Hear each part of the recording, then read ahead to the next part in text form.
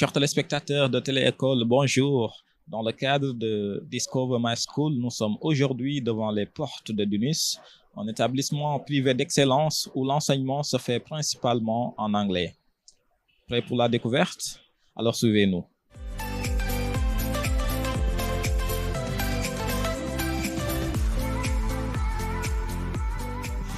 Bonjour.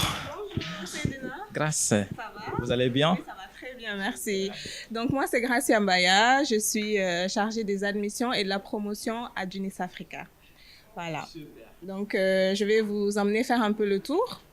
Voilà. Nous allons commencer donc par notre staff à l'admission. Vous êtes ici avec Miss Masuko, qui est student recruiter. Et vous êtes là avec Caroline, qui est chargée des transferts et de l'admission. Nous allons voir aussi nos 3 étudiants qui vont vous guider tout au long donc, de la découverte de notre campus. Okay. Donc, Seydina, je te présente Ndeye Marie. Voilà. Je te présente Hassan. Et je te présente également Issa. Alors, donc voici les étudiants qui vont m'accompagner tout au long de la journée à DUNIS pour cette belle découverte de ce beau établissement. Alors, je vous suis pour la visite.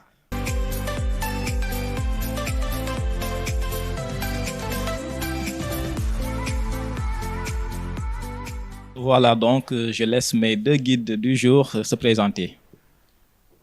Bonjour, je m'appelle Ndeye Marie, j'ai 21 ans et je suis en 2e année de BBA.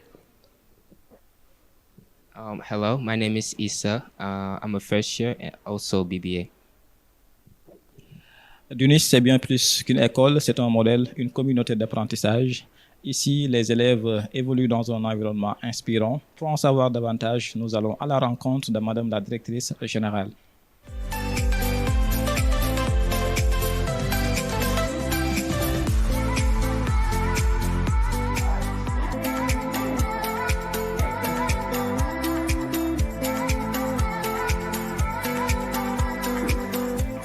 Bonjour Madame Diallo. Bonjour.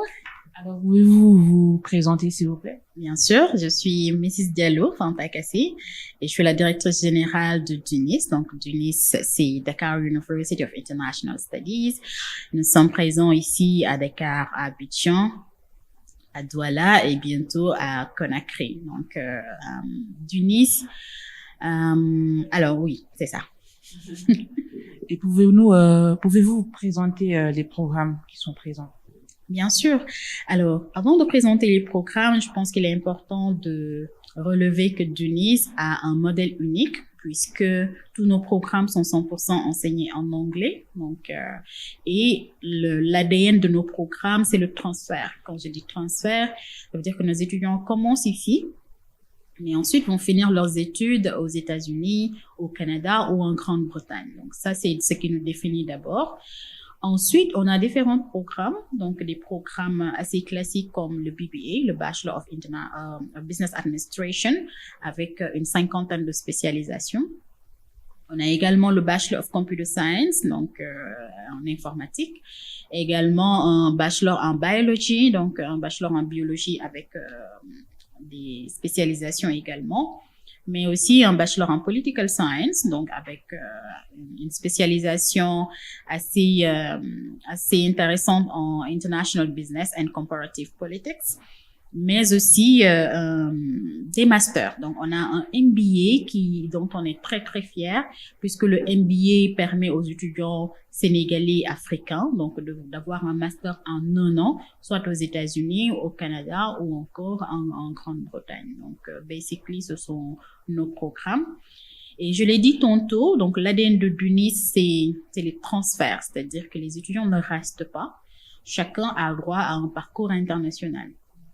Et donc, nous avons différents partenaires, à peu près 21 universités partenaires à travers les États-Unis, donc le Canada, le Royaume-Uni également.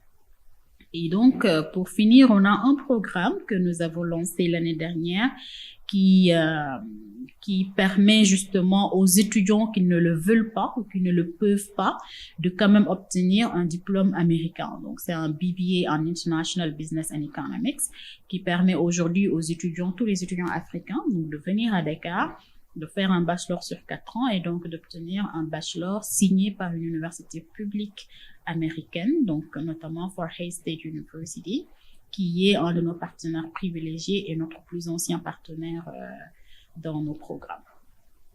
Un mot pour la fin? Alors, juste remercier peut-être TELE-ECOLE et l'émission Discover Sénégal, et je suis fière de voir comment vous vous débrouillez devant les caméras. Je pense que ça participe aussi de la formation. Donc, ce que nous voulons, c'est vraiment des étudiants droits dans leurs bottes, donc qui sont à l'aise, non seulement partout dans le monde, mais dans n'importe quel environnement aussi. Donc, oui, juste dire merci et que je suis fière de vous. Thank you so much.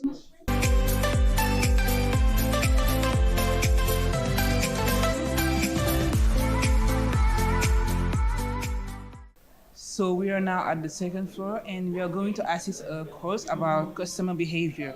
Bon, c'est ce qu'on va faire, Céline. Ah, d'accord, donc nous sommes au deuxième étage dans la classe de Madame Khadiab pour un cours portant sur le comportement du consommateur.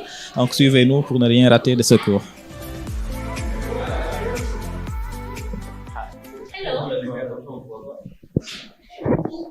Hi, Miss Hajar. Hi, how are you? I'm good. So you have to introduce yourself.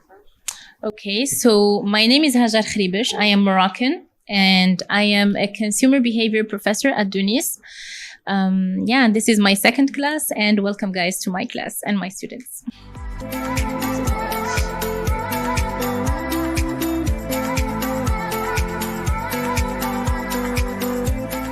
Well, that's one of the criteria, but that also can be faked. You know now that there are these agencies that sells comments, sells users, sells views, sells I don't know, they sell everything. Everything is monetized. So it's very hard. I find it very hard to kind of have a clear vision on how to trust an influencer. But I think that your friend is right, because there is an identity that each influencer has. And sometimes it's also the field that the influencer is. For example, if a sportsman talks to you about sports compliments, you'd rather believe him than someone who has nothing to do with sports talking about compliments. Supplements, for example, food supplements, or I don't know, something like that. So it's also the relativeness of the influencer with what he is commercializing to you.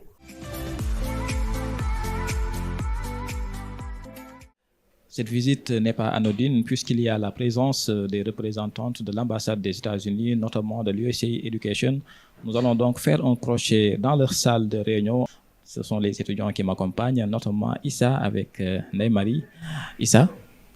So behind these doors are the representatives of the education department at the U.S. Embassy. If you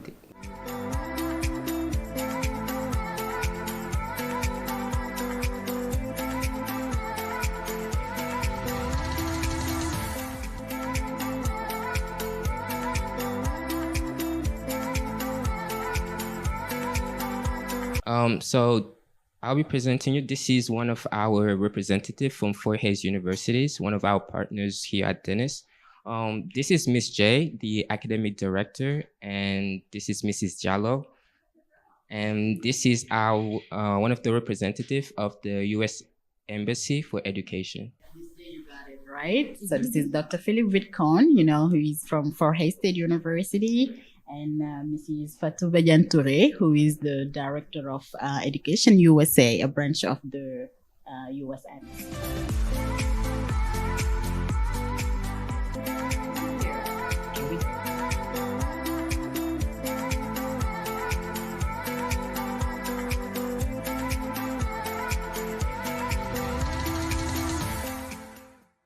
Hello, we are now in Mrs. Jallo's office. She's the CEO of DUNIS, and she's be hosting today Mrs. Touré, the regional manager of USA Educational. How are you doing today? Hello, I am doing well. How are you? Pretty quick questions. What's the importance USA Educational brings to education? So, Education USA is a State Department program that seeks to support international students interested in pursuing their education in the United States, but also support American universities in the campus internationalization goals. So as a State Department program, we really work to encourage students to explore study opportunities in the US. We guide them through the process, but also we work with universities that are interested in recruiting students in the continent and around the world. So we have centers in almost all countries around the world, here in Africa as well, in Senegal and in other parts of the continent. And our goal is to really support student mobility and exchanges through education across different countries in the US. Another quick question, if you don't mind. What do you think of DUNIS as a university? So in line with what I mentioned around international education, I think DUNIS plays a key role in Senegal in exposing youth to an Anglophone education program, one, but also programs that really foster exchanges between universities here and universities in the US and around the world, which I think is very important because we currently live in a very globalized world, which is going to be even more globalized and interconnected. So we owe it to our students to prepare them to thrive and to be exposed to the challenges that exist globally.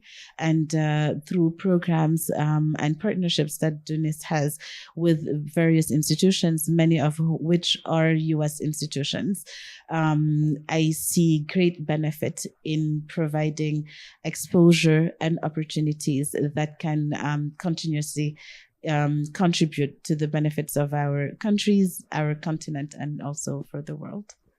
Thank you so much for this interview, and hopefully we'll be able to see you again.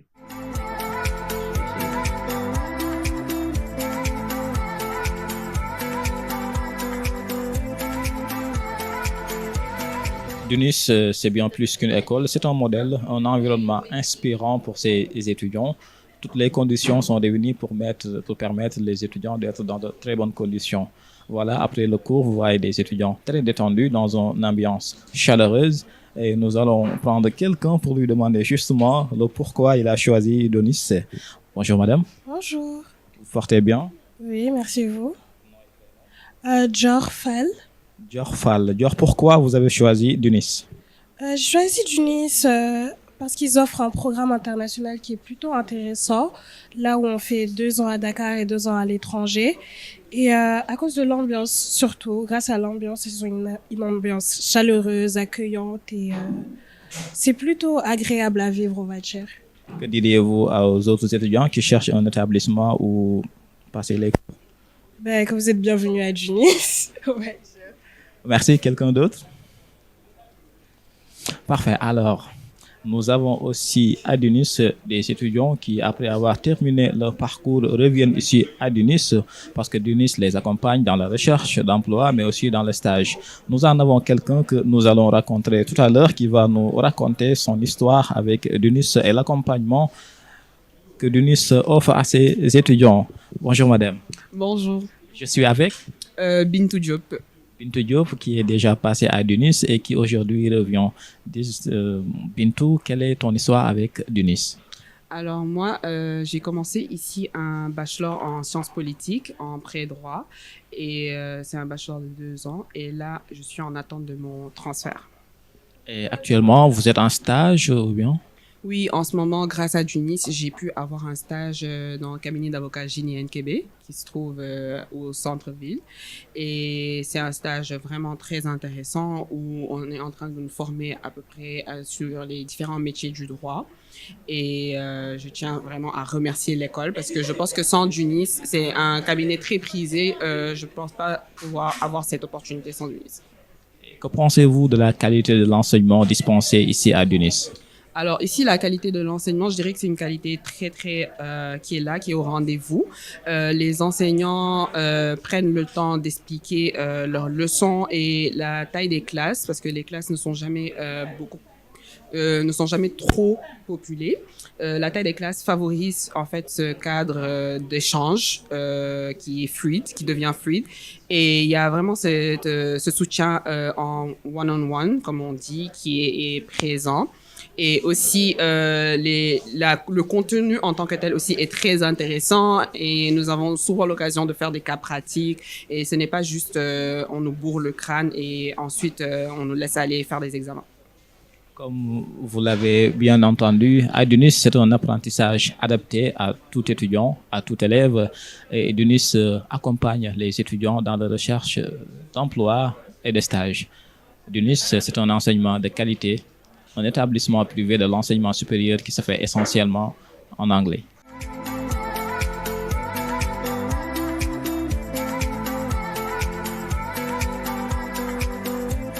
Alors donc nous sommes avec Mohamed Diop.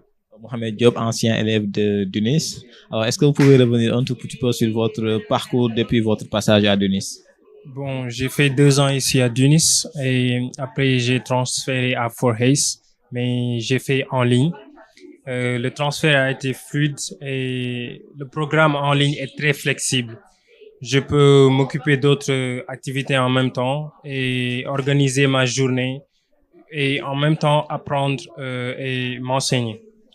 D'accord. Alors, Monsieur Diop, quelle a été votre spécialisation ici au sein de DUNIS?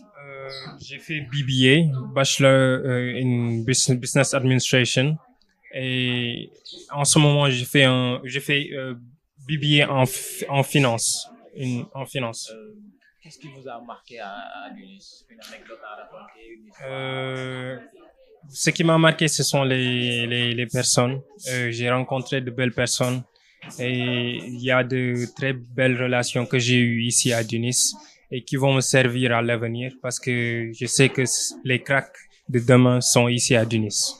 Merci beaucoup à Mohamed Diop, ancien élève de DUNIS. Merci pour ce partage d'expérience.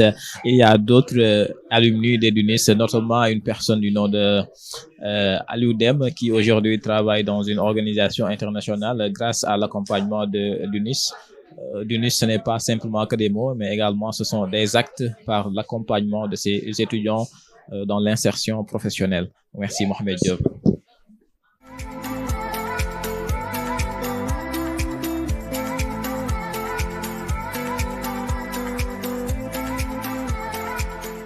So here we have Mrs. J, the academic director of DUNIS. How are you doing today? I'm doing great. Thank you for meeting me, sir. No problem. So quick questions. What makes DUNIS academic programs unique to other institutions? DUNIS is unique because there is a global aspect. So we provide degrees which are accredited from the US, UK, Canada, and there's always this global focus in it. And what makes it special is students can spend a few years here in Africa while they're mature before transferring to our partner universities to finish off their core subjects. Other quick questions. What opportunities are available for students who wants to go beyond the standard curriculum? Okay, we are really pro not just academic, but extracurricular activities. It means, student clubs, student union activities. We also offer research projects as well as internships. So we work with a lot of corporations like the UN, certain law firms and banks to offer students hands-on experience. So that's what makes the curriculum different. Students get the opportunity not to just learn the theory in the classroom, but to also go beyond that and apply what they learn in the classroom in reality. We also have exchange programs. So obviously our students go to the US, but we also receive students from abroad, and that alone is a great experience for students to mingle and experience and meet other students who are not within their background environment. How does DUNIS as a whole ensure that all students feel supported and included if they was to come at DUNIS? Well, DUNIS is pro-inclusivity. It means that we have mentorship. So we have a mentor program where our alumni are required to engage in a program where we know what they're doing. If they have any issues, they can turn to us. We have a very close relationship with our students. So whether it's from the director to the CEO to any admin staff, students have available an open door policy. So anytime they want any advice, we're there to support them. And we also have the big brother, big sister. So we link first years and second years together just so that the support system is there. Last question, of course. How does DUNIS plan to adapt the change in education? So we want to adapt the change through, we're now living in a digital age. So making sure that students have the experience and the knowledge of the digital platforms, AI, as well as also employability. So not just going to school to get the good grades, but building soft skills so that they are employable in the real life. Well, that's it for the interview. It was really a great joy to have you today, Ms. J. Thank you. Thank you, Issa, and thank you, guys.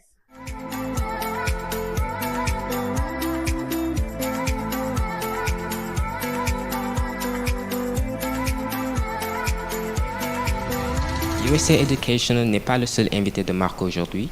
Nous avons aussi la présence de l'un des partenaires corps de DUNIS, from Fort Hays University, Dr. Philip, que nous allons aller à sa rencontre. So here we go again. Here we are with Mr. Dr. Philip from Hays University, one of the key partners of DUNIS. How are you doing today?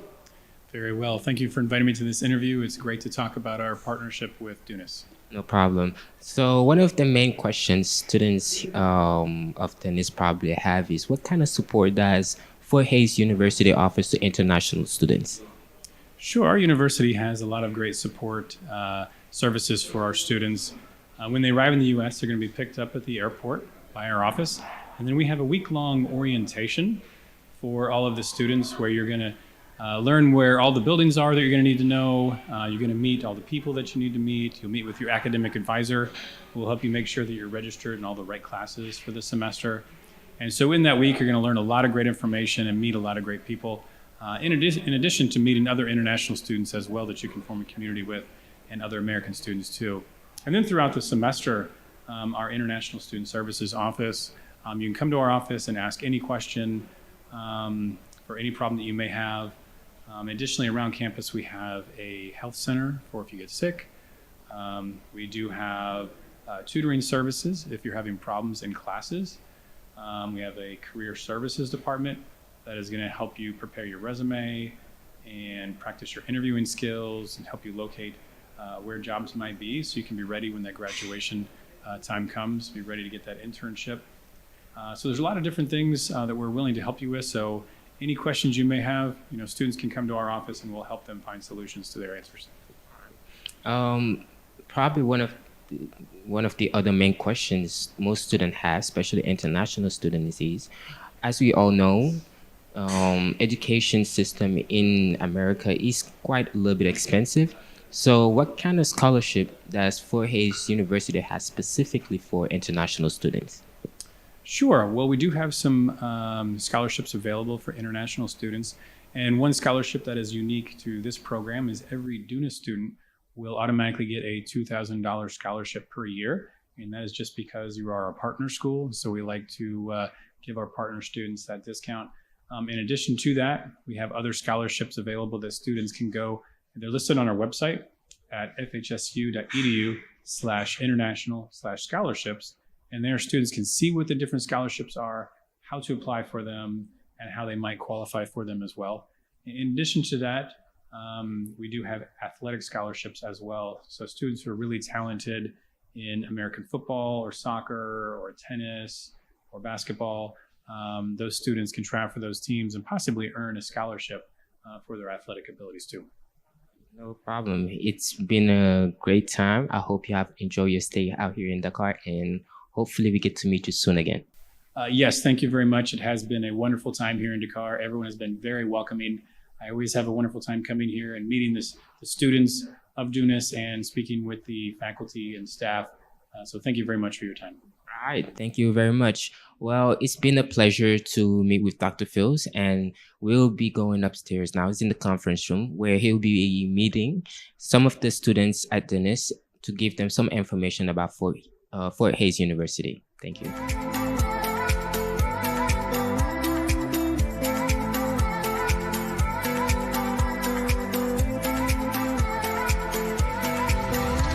How many have traveled outside of Senegal before? Just raise your hands if you've traveled outside of Senegal before. Okay, put your hands down. How many of you have a family member or a friend who has studied abroad before? Okay, all right, quite a few. Thank you. So as we get started today, I'm going to tell you just a little bit about my personal experience with living abroad. I did not study abroad, but I did live abroad for a little bit. So I'm from Springfield, Missouri, and Missouri is right next to Kansas, so not too far away from where Fort Hays State University is, in the middle of the U.S. And I was born and raised there, and I got my bachelor degree from Missouri State University, which is also in Springfield, the city where I was born.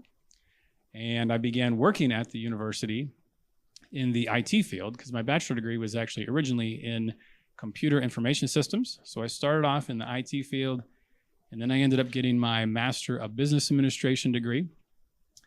And then God put the desire in my heart to go abroad, to move to China.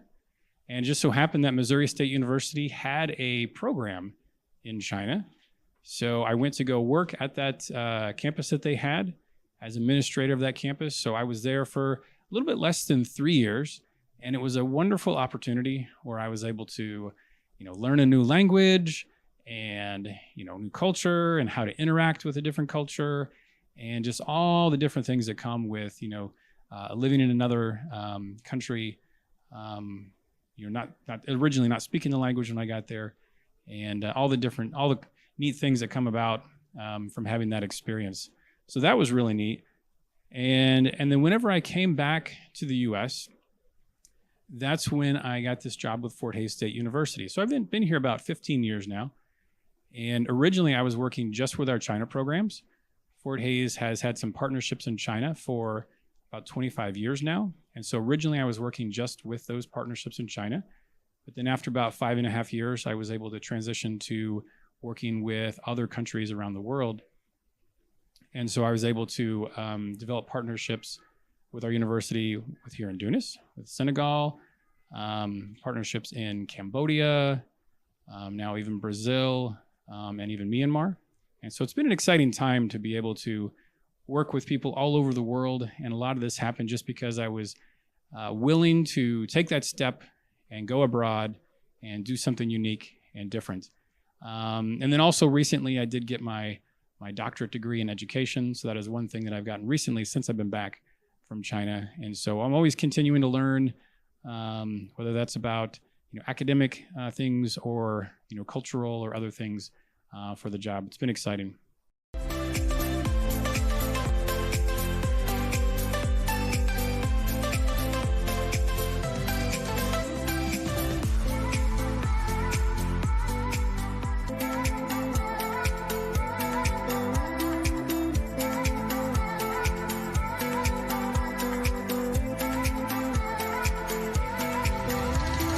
On a le 4e étage où on a un espace billard pour les élèves de DUNIS pour qu'ils puissent se détendre. Ici, on a un petit espace, encore une fois, pour pouvoir manger avec ses amis. Ici, on a la event room où la plupart du temps, il se passe donc des conférences ou des présentations. Donc, c'est assez spacieux. Donc, ici, on a un grand écran avec des chaises. Et tout à l'heure, on a reçu l'université de Fort Hays University située au Kansas, qui est l'un des partenaires de DUNIS. Donc, ça s'est déroulé dans cette salle. Donc, ensuite, on va voir, encore une fois et toujours au 4e étage, le restaurant de l'université. Donc ici, on a des tables et des chaises pour les étudiants pour qu'ils puissent avoir un petit déjeuner ou un snack entre deux cours. Et ici, on a l'espace cuisine où on peut acheter à manger. Et ici, un réfrigérateur pour les boissons. Et au fond, on a un espace détente pour les élèves pour qu'ils puissent se reposer avec des chaises. Donc, c'est le tout pour le 4e étage.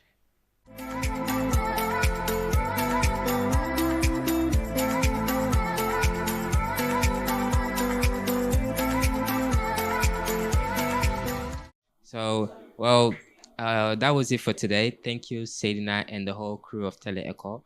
I hope this was really enjoyable visit, and we'll be letting y'all go on with our cameras with an interesting debates on AI. Thank you.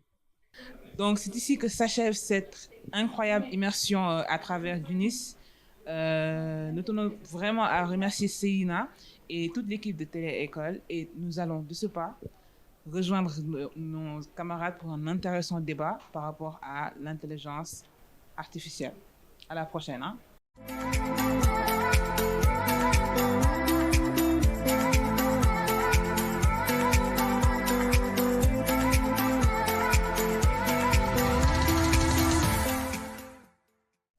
Chers téléspectateurs de TELE-ECOLE, nous finissons cette belle journée de découverte de l'établissement DUNIS avec un débat. L'intelligence artificielle s'invite dans nos salles de classe. Faut-il en réjouir ou s'en méfier? Un débat des équipes. 2 minutes chacun pour infirmer ou confirmer cette affirmation. À ma gauche, Maouna qui nous sert de juge et d'animateur. On commence donc le débat. Okay, now that the introduction has been done, let's get started with our first guest speaker. Thank you very much. My name is Issa Tal. I'm a BBA student here at DUNIS. I'm a first year. So I'm with the use of AI in the classroom, as the AI, as we all know it, is for students, for example, is another source of that we can use that could help us out in assignments or if we had any questions. One of the key benefits that it has for it, especially in school, is it can personalize learnings. AI can adapt lessons to students' learning pace and also learning styles. It identifies strengths and weaknesses, offering targeted exercises or materials. Also, it can also help save teachers' time. More precisely, it automates grades or for quizzes and assignments, and it can handle administrative tasks such as attendance, report generating, and it allow them more time for teaching. Thank you. You had some very interesting points, especially with even how teachers could use it. But let's look at the opposite side with our other guest speaker. Hello, my name is Hassan. I'm a business management student and I'm in the 2nd year. I will be arguing against the use of AI. So firstly, from a student point of view, I'd like to say that students relying on AI would create a sort of dependence that would dumb the students down because it would make them less able to work by themselves. It'd make them less dependent on their own abilities. They won't be independent is what I want to say. So if you depend on AI to simplify lessons, to give you questions and things of the sort, it'll make you be able to think less for yourself and just think, oh, well, I just have AI, so I don't need to think. And that also makes it so that when students get to exams, they struggle more than they do in the normal class because they don't have AI to rely on. And from a teacher point of view, when students sense that a teacher is using AI, you can feel the energy, you can feel the vibe change. You can see that there's really little to no effort being put into the lesson that they give the students if they use AI to make the lesson, and students detect that, and that deteriorates the classroom. It makes it so that students will not be involved as much, or they won't have much respect for the class that they're attending. So I believe that the use of AI in the classroom should be limited or not be used, because AI just ruins the whole thing of going to school, learning what the teacher has to offer, or teaching what you've learned and what you have to offer. Wow, that was some great points, especially how people become over-reliant and, as you said, they don't try to learn as much with AI. Well, let's look at another point from Team AI. Bonjour, alors je m'appelle George, je suis une élève en première année en BBA à l'université de DUNIS. Alors je pense que l'utilisation de l'IA, c'est un objet, c'est un outil comme un autre, on va dire. Il faut juste savoir le doser, pas en dépendre comme certains le pensent, surtout qu'on est en Afrique et on savait bien que l'utilisation de l'IA allait prendre le dessus. Donc, surtout dans le système éducationnel, on va dire. Donc, pour les élèves, ça peut être un outil, par exemple, pour aider à mieux comprendre les cours de manière plus simplifiée, étant donné qu'ils peuvent le personnaliser, par exemple, de manière plus simple par rapport à ce que les profs, eux, ils disent. Et ça peut également être un outil pour les profs, pour les aider à faciliter comment ils présentent leurs cours aux élèves, pour qu'ils comprennent plus facilement. Et ça peut aussi être un bien, on va dire, pour les élèves internationaux qui ont du mal à comprendre leurs cours qui sont dans d'autres langues. Donc, je pense que c'est un outil comme un autre, juste il faut savoir doser son utilisation et comment on l'utilise. Donc, je pense que ça peut être une bonne chose, mais encore une fois, savoir comment l'utiliser et quand l'utiliser et pas en abuser, en fait. Okay, very interesting point from Team AI. They seem to think about how it's implemented and not necessarily the use. So let's hear from our final guest speaker. Bonjour à tous et à toutes. Je suis Charles Piafey, élève en sciences politiques de deuxième année. Et selon moi, dans la première utilisation, l'intelligence artificielle devait être là pour faciliter le travail des étudiants. Comment ils pourraient faire les exercices ou mieux comprendre les leçons. Mais je conçois que cela est bon et que c'est une bonne chose. Mais on voit que maintenant, les élèves utilisent ça d'une manière un peu plus négative parce qu'ils utilisent ça en utilisant ça pour tricher, par exemple, ou pour faire des exercices plus facilement.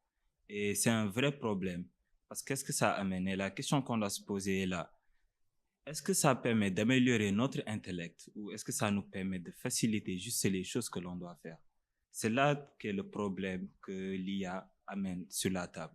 Et je pense que c'est un vrai souci dont on doit se préoccuper et voir comment faciliter l'IA, peut-être pas la supprimer parce que nous savons que l'IA est quelque chose de très important. Nous ne pouvons plus nous passer de cette chose à cause de l'ère technologique dans laquelle nous vivons. Mais nous devons voir comment l'utiliser à bon escient pour pas gâcher ce que nous avons de plus important qui est notre intellect.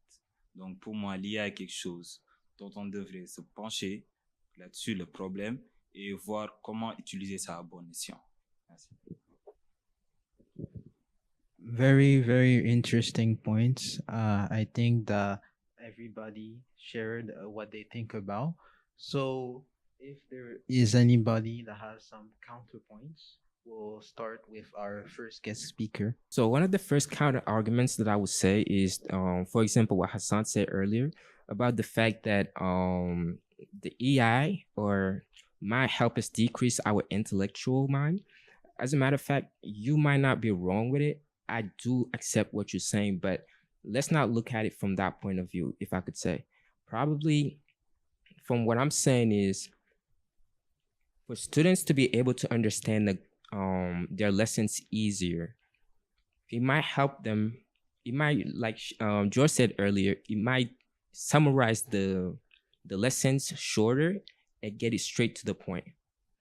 From that point of view, I feel like AI can be a good help for students, especially for those whose lessons are, for example, out here in DUNIS, the lessons are in English.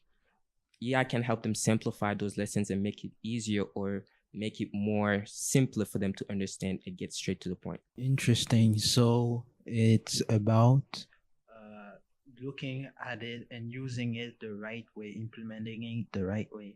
But I'm sure our friend Hassan has his own counterpoints. Thank you for your arguments. I'd like to say that in regards to summarizing lessons, I do see the virtue in that, but the thing with AI is that when you summarize a lesson, it might overlook certain things and you won't be conscious of it because you didn't read the lesson in the first place. And that might cause you to get on the exam and be like, oh, I didn't learn that. And then you might lose some points. And the virtue of actually reading your lessons is that you know everything that was in there and you read exactly as the teacher intended it to. AI might change the tone, it might change the structure of the sentences, so you'll see the difference in the exam. Because if the same teacher wrote the exam and the lesson, there will be a similarity in the format. And secondly, you said it can be used to translate lessons when students don't understand it. I think that is a fair use, but to an extent where it's measured. It shouldn't be that everything is changed and simplified and translated. There could be tools used to translate lessons, but I think that it shouldn't translate them fully. Time for you, but I think he brought again some good points. Is that students tend to overuse the tools they were given to you, and AI may tempt them to. So we're gonna pass it to Dior and see what she has to say. En fait, je pense que le problème, c'est pas de se reposer sur l'IA, c'est plutôt de l'utiliser pour qu'elle nous aide à aller plus loin. Par exemple, comme vous avez dit, on va pas lire le cours et on va directement demander à l'IA, oui, qu'est-ce que le cours a dit, etc. Donc, ça va changer le ton, ça va peut-être changer des notions. Non. On doit utiliser l'IA de manière intelligente. Par exemple, on a un cours, on lit le cours, mais non, on le comprend pas. Donc, l'IA va nous aider à mieux le comprendre, comme je l'ai dit tout à l'heure, dans des tons plus simples. Donc, en fait, c'est pas de se reposer sur l'IA. Encore une fois, l'IA n'est pas là pour remplacer les profs, ni le métier de professeur. Donc, oui, c'est juste pour nous aider à mieux comprendre, on va dire. Faut pas se reposer dessus. Et je pense que c'est ça. Interesting. So I think Team AI really focuses on the aspect that AI is a tool and it should be used as such. So if you use it as a tool, I think it could be a good use for students. What do you have to think, Charles? Je vais rebondir sur la thématique que tu viens d'aborder maintenant, parce que, comme tu l'as dit, c'est pas un outil sur lequel on doit se reposer. Mais le problème, c'est que les élèves ne comprennent pas ça. Parce que, prenons par exemple, si on suit ce que tu dis, on se repose sur l'intelligence artificielle. Maintenant, qu'est-ce que ça amène? Quand le prof explique en classe, on se dit c'est pas la peine de suivre logiquement, parce que l'intelligence artificielle va faire quoi? Ils vont juste résumer. Mais le problème est que un ordi ne peut pas résumer ce qu'un être humain peut te faire comprendre. Tu comprends? Maintenant, c'est ça le grand problème avec l'intelligence artificielle. Il faut qu'on trouve une limite à ça, désolé. Et maintenant, quelle est pour nous la solution? On devrait trouver une méthode qui limite l'utilisation, mais qui permet quand même de l'utiliser quand il y a des choses, comme vous avez dit, apprendre les leçons, etc. Mais pour ça, il faut d'abord éduquer les jeunes, les étudiants sur cela. Et comment faire pour mieux utiliser ça. Comprenez? Right. So I think that's all we have time for this debate. I think both sides has good arguments. And I think all in all, it should be a balancing act. Merci beaucoup, Maouna, et merci beaucoup à nos chers débatteurs du jour qui ont débattu sur un thème intéressant à bien des égards, l'intelligence artificielle et son intégration dans le système éducatif, oui ou non. Ce qu'on pourrait tout simplement retenir de ce débat, c'est que l'intelligence artificielle est déjà là. La question est de savoir comment l'utiliser. Que termine notre découverte du jour dans votre émission Discover My School. Nous vous demandons quel est votre avis là-dessus dans cette thématique. TELE-ECOLE est ouvert à tous les établissements. N'hésitez pas à nous contacter et nous serons dans votre établissement. TELE-ECOLE, la première télé 100% éducation en Afrique, au Sénégal.